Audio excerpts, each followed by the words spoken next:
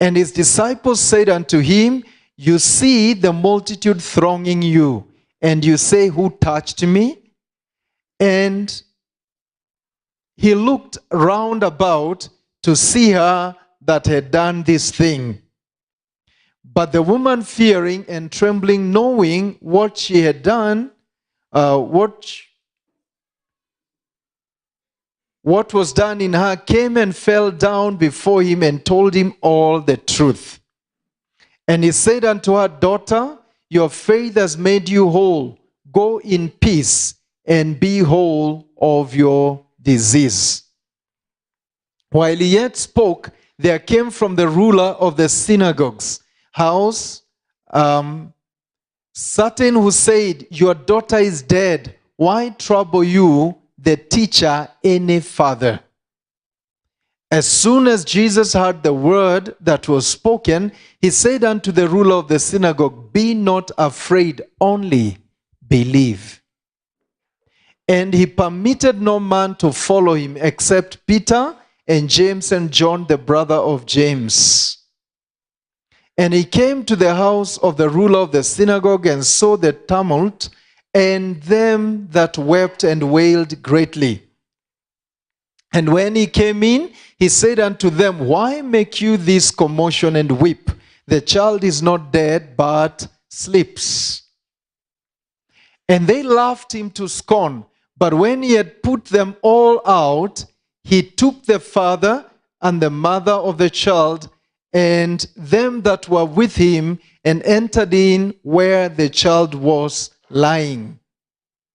And he took the child by the hand and said unto her, Talitha cumi, which is being interpreted, Little girl, I say unto you, arise. And immediately the girl arose and walked, for she was of the age of 12 years.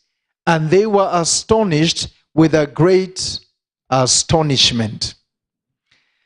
The woman had the problem, 12 years. The girl was also 12 years of age.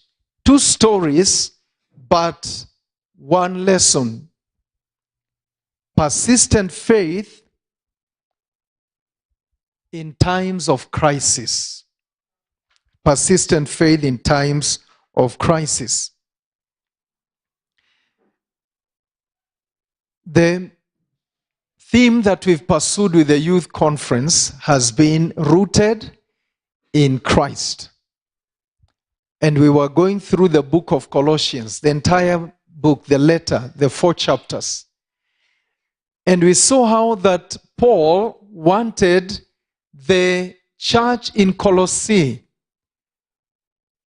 to know that although there are many other things that are beating against their faith, there were winds that were blowing, winds of doctrines. And we saw 4 major teachings that were beginning to creep into that church. 4 major wrong teachings. Epaphras, who had planted the church, went and told Paul, who was in prison at this time, that the church is in trouble because it is being infiltrated with certain teachings. And one of them was philosophy. Ways of thinking that come from people. There was also false humility, exaggerated ways of giving yourself to God. You know, the Shakahola style. That you're told you're supposed to really fast 100 days or 200 days for you to be accepted by God. In a nutshell, the teachings that had become a problem to the church were only on 2 levels. And I want you to hear this as we go to this.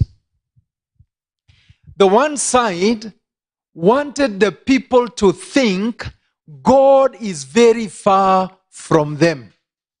And they looked for angels that would connect them with God. Some of them turned to other spirits. And some of them turned to things they had learned in their pagan days. Pagan days. And the people of Nyeri and Mount Kenya region, there is a challenge. Some of us feel like God is so far that the way to connect is to go back to the way ancestors used to pray. They're saying, you remain a Christian, but of